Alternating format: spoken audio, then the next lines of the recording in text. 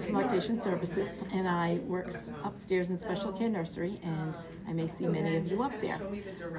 Our focus today on this educational day is our nipple shield. So I'm going to start with the poster this way.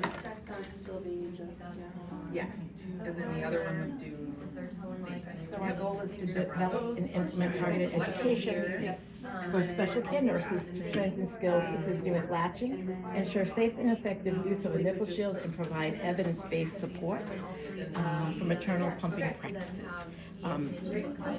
These are all some nice points to read when you can. What we are going to talk about today is nipple shields, nipple sizing. And a question a lot of patients have too is about the size of the flange. There's some information too about pumping, which we are going to go over. So usually I'm going to start showing what a nipple shield looks like. It's a silicone piece that we put over mom's nipple. Mothers make hormones that direct milk volume by the strength of the suck from the baby's mouth on her nipple. When we use a nipple shield, it can affect that hormone system, and over time can reduce the supply. So when we use a shield, we usually have mom pump as well for that reason. Premature babies, their muscles are weak, and they absolutely benefit from having the shield in place. It creates a reservoir of calories that are easier to get for the baby. So while for our NICU babies, some of them look like they're latching well, but can actually benefit from the easy calorie flow of a shield. So that's some considerations when you're working with mom and baby. Does the baby tire quickly at the breast? And if that's true, try a shield to help with that easy flow of milk to the baby. Our shields are kept on our cart. The company has now started new sizing, and so what was a small is now a medium. What was a medium is now a large, and a large is a 24 millimeter, a medium is the 20, and we also have what's called extra small for now on the cot, but I bet that's going to change to be the small. And so it's 16 millimeters, 20, and 24. Most often our babies fall into the 20 category, but occasionally we can either use a small, or if it's a very large baby, a large. Nipple shields are to be washed after use, washed with hot soapy water, dried and kept dry. And we use like little denture cups here, and they should not be stored wet. These should be stored dry. When you're ready to use it, mom or a nurse can wash it under hot water. The hot water makes it pliable. And using the wings, you want to invert it halfway, bring it over to mom's nipple, apply the shield, and it creates a negative suction that helps bring mom's nipple right into the teat. Where the divot is, that's where the baby's nose is going to be. So depending on whether she wants to use football hold or a regular traditional cradle hold, that's going to determine where the divot is placed. Can you say that again, Sue, where the indentation The indentation is going to be placed where the baby's nose goes. So if you're using cradle hold, it's going to be more off to the side with the baby in that position. The nose is here. If we're in football, it can be kind of different like that, and the baby comes up and on like that. So depending on the orientation of the position mom wants to use, that's where the shield goes. So after using it, hot soapy water dry and store it, it's good to be used multiple times. Sometimes, usually I try to size for the baby's mouth versus the mom's nipple, but occasionally, sometimes we have to size up, just depending. But most often we go for the small, for the 20 millimeter shield. The next thing that we want to talk about is flange fit. That's kind of, patients have lots and lots of questions about it. There was some information that came out about 10 years ago that the fit should be a longer, a slender fit. So you're going to hear a lot of patients coming in. Sometimes they get sized prenatally, and I've heard sizes of 12 millimeters, 13 millimeters. And the going information is that like a smaller fit with a longer pulp is where we get the most milk volume.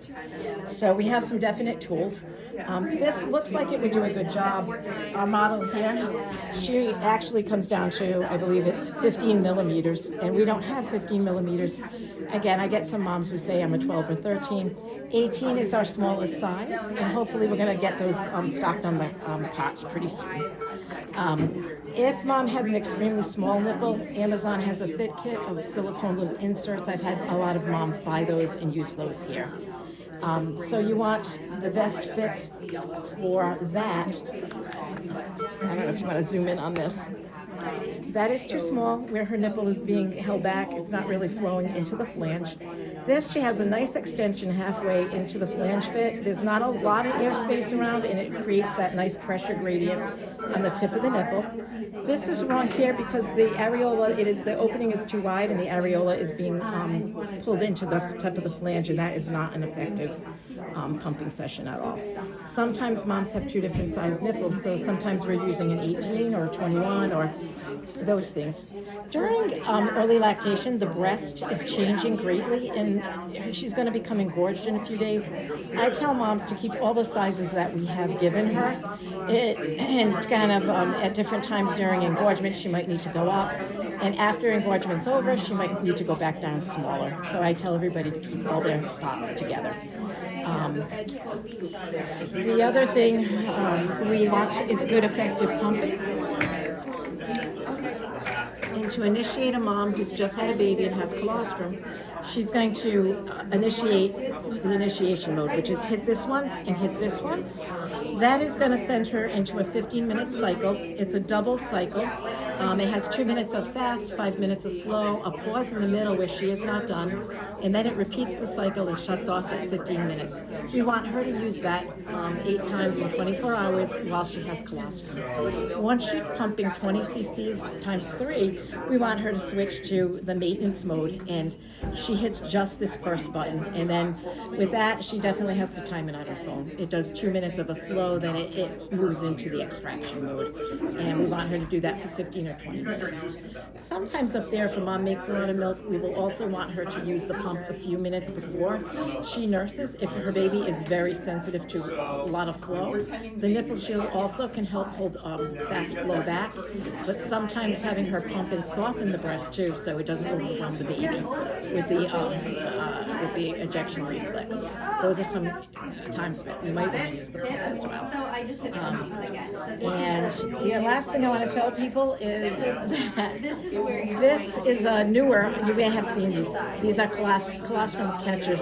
The nice thing, they collect a very small amount of colostrum very nicely. There's no going in here with a syringe to try to capture something. There are, and I don't know if you can pick this up, but when you hold this up to the light, there are 2 smiley faces. I don't know if you can see them. Yes, those have to be faced up, and then you want to put the smiley faces up like that into the pump. We don't want the smiley faces down. There is a valve in there, and that valve has to be placed up. And so if you have good eyes, you can find those. You want those up, then the flange goes on, and then mom pumps, and then we collect the colostrum. These come with these nice little yellow caps that just go right on like that. These are not stored on the kit, so moms generally get two sets, one set of them rather. They can be washed and reused, but lots of times this is a very quick use item. She's very quickly going to stop making, and then she should be using this container right here.